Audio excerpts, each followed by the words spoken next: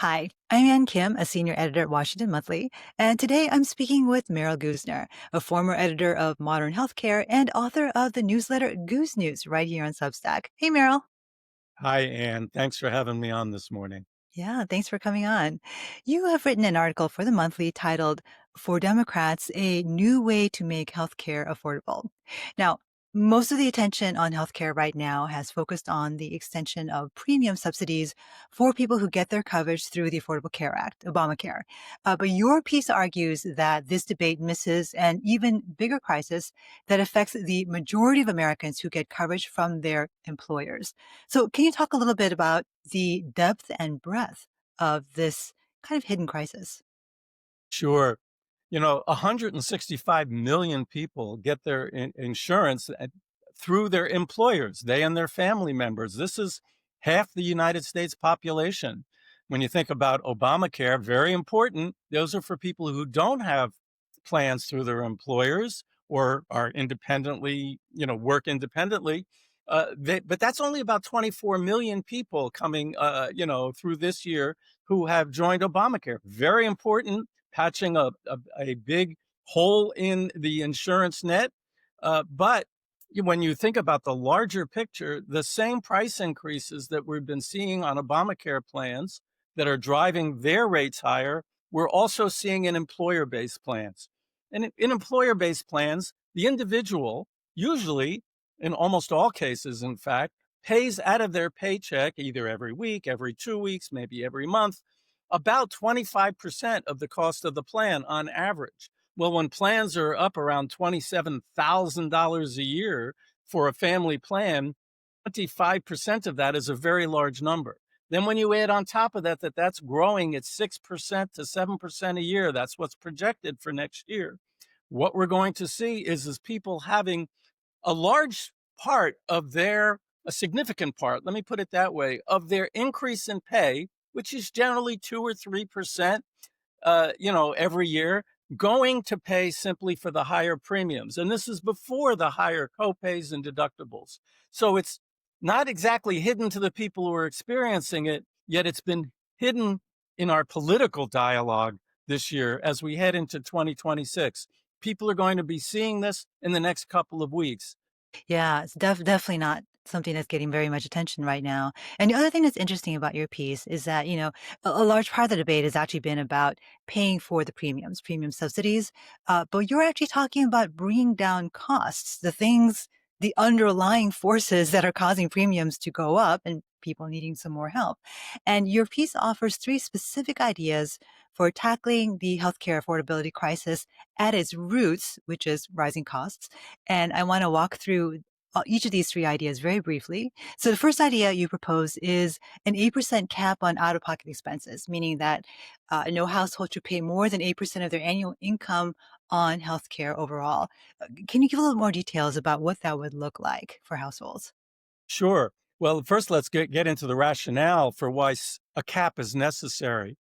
Right now, you can end up paying 9, 10, 11% of your income. And if you get extremely sick, told amounts of your income just to be able to afford the copays and deductibles that are within each plan.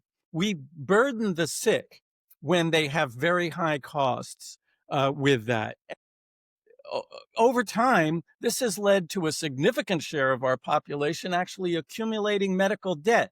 The numbers are like 20, 30 million people have are paying off credit card bills, are putting aside other bills in order to, keep making payments on their debt. So I thought the most important thing we can do is to provide immediate relief to all families, no matter what kind of plan you're in. And I even include Medicare and Medicaid in this idea because don't forget, care people also pay out of pocket. A lot of the lower income people who are on Social Security, who are seniors, must pay a Part B premium out of their Social Security check, which is your doctor care. And then if you end up in the hospital and you can't afford a supplemental plan, and that's about 10% of the people on Social Security, you end up paying that first $1,000 or $1,500. I forget what the exact amount is right now, but of that Mhm. hospital visit. A lot of people simply can't afford that, and so they're experiencing Medicare debt, excuse me, medical debt. And so I thought the first important thing to do is a great reform would be let's just cap everybody's plan. But we're talking about private insurance companies. We're talking about Medicare. We're even talking about Medicaid. There are some Medicaid programs where the very poor have to make some small payments out of pocket. So you just apply it to everybody and you say nobody should ever pay more than a set percentage of their annual income in any given year for all healthcare expenses, including their taxes, which would be your, if you're a worker, your Medicare payroll tax. And it would also include, if you're a senior citizen, your Part B and Part D premiums. So we just say whatever it is that you're paying for healthcare, up to a certain percentage. This would be very progressive because people who make $200,000 a year or $300,000 a year, that's 8%. And I use that as an example. The exact Mhm. percentage could be, you could say, negotiated or determined what it ought to be, which, of course, is the very definition of the medical expense crisis that people are facing. Yeah.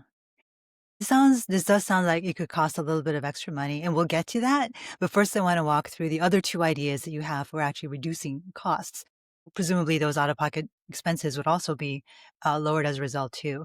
And one of the second idea you propose, one of the other ideas, is a single pricing system where hospitals and doctors all charge the same amount for a particular service. I mean, say right now you get an appendectomy, so Medicare would pay one price for that procedure. Let's just say $15,000 to pick a random number. Medicaid might pay only 10, and then you got private insurers who might end up paying 20. But what you're proposing is that everyone gets charged the same. All payer rate setting, I think is one way to describe it. What are the benefits of that regime and how would that bring down costs? Yes, let me just underline a few of the things that you just said, because it's very important to understand that we have the most convoluted and confusing pricing system in the world. And all of our insurers and our providers must administer this system.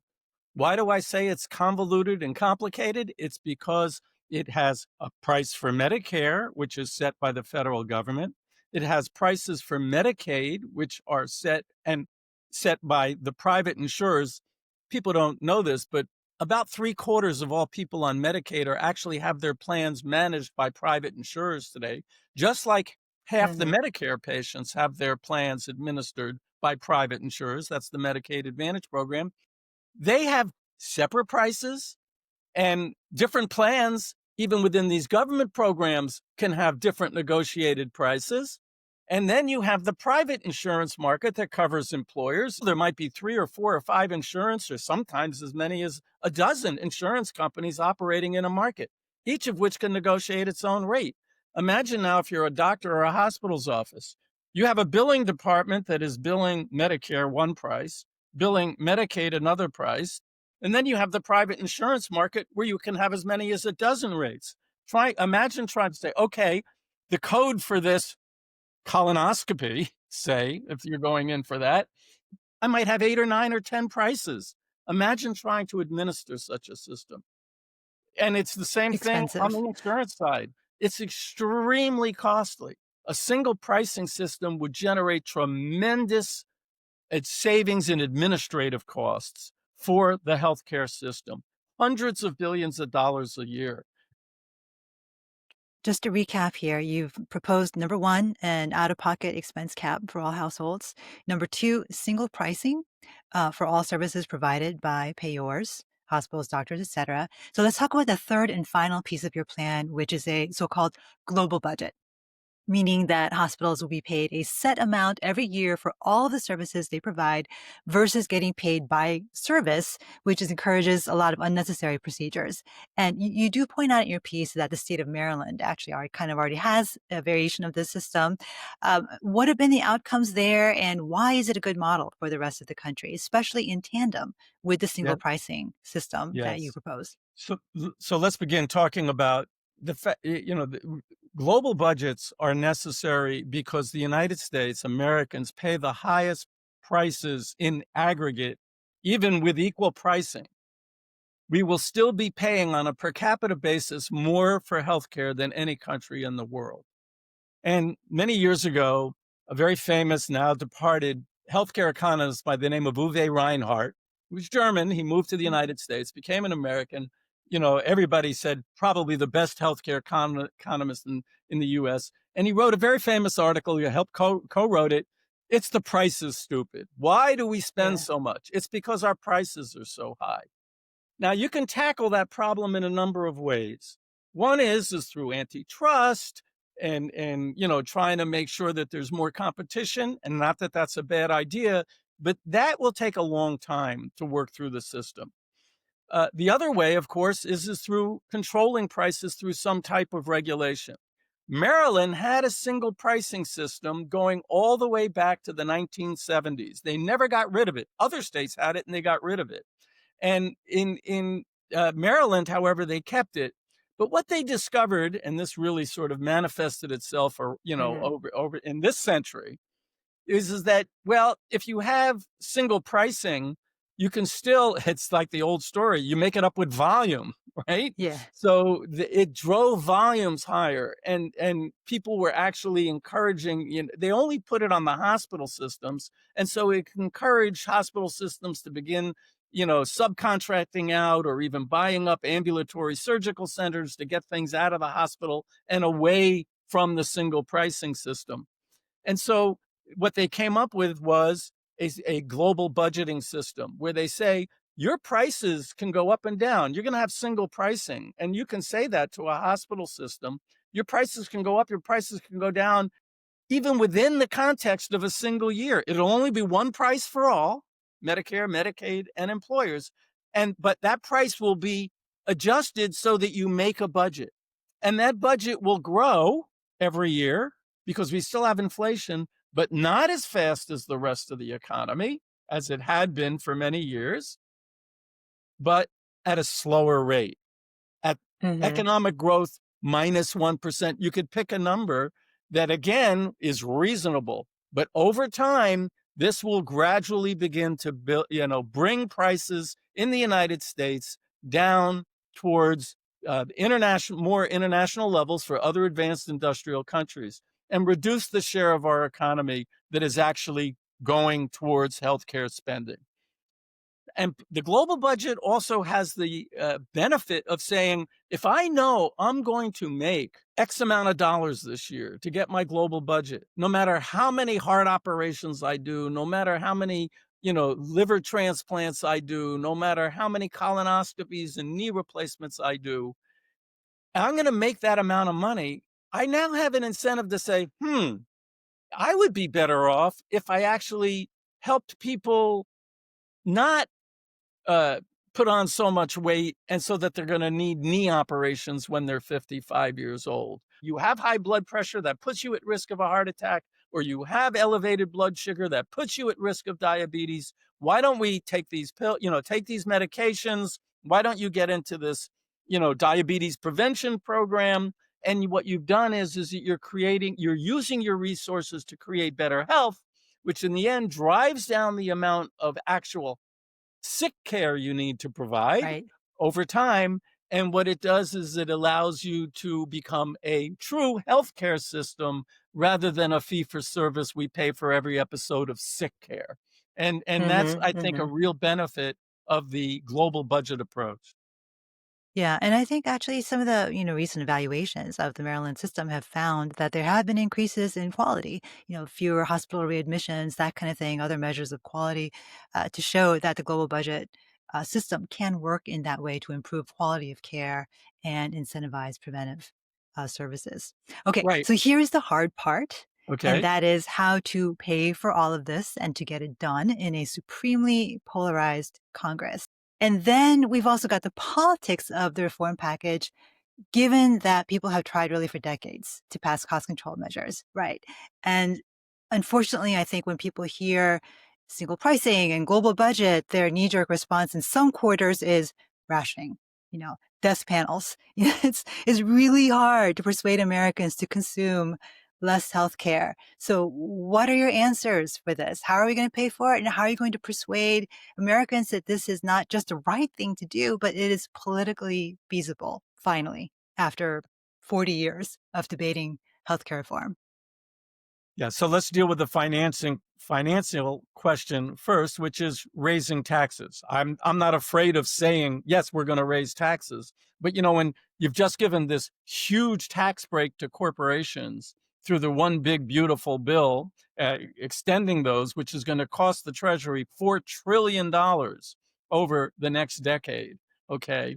And if at the same time you're also giving employers we major corporations are going to, if we go to single pricing, are going to be getting a huge reduction in their outlays for health insurance. Okay. Because we're shifting it to the public sector.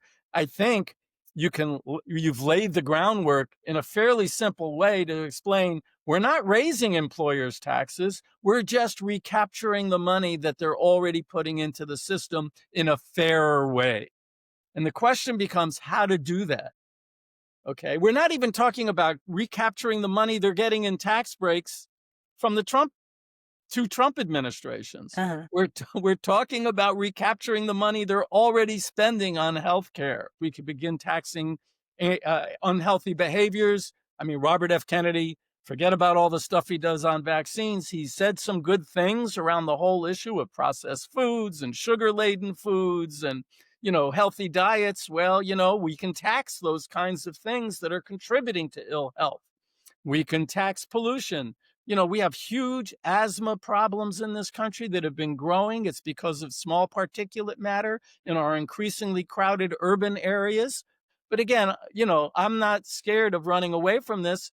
The whole idea of, oh, you're going to raise taxes. I said, well, yeah, of course, because we're lowering your other costs and we are putting the tax burden where it belongs, not where it currently is. What is the political opposition to this? You are taking away what we have? Mhm. No, not really. Rationing, right? It's What? always rationing. I mean, that's always the Rationing, argument that right. comes up, So we're rationing, taking we're right? we're going to ration care. Well, right now, we don't ration care. We ration care in a different way. We ration care through price. We ration care through when somebody says, "Oh my God, you mean my copay on that is going to be $10,000 because it's $100,000 cancer drug, and I've got to pay by my plan 10% of the cost of whatever drug I buy." And some plans are like that. Then what does that person do? They say, "I think I'll take. It's too late. I'm not going to do the treatment. I'm not going to fight to stay alive, or whatever. I'm not going to pay that." That's how we ration now. So to say we don't have Yeah. rationing now is just a misnomer. We just impose it directly on the sick by making them go into a financial crisis. Well, thank you, Meryl, for your insights. Really appreciated having the chance to speak with you. I'm Ann Kim, a senior editor at Washington Monthly, and I was speaking with Merrill Goozner, former editor of Modern Healthcare and the author of the newsletter Goose News here on Substack. He also wrote a provocative and must-read article for the Monthly. Thank you, Meryl. Talk to you Well, later. thanks for having me on, Ann. Take care.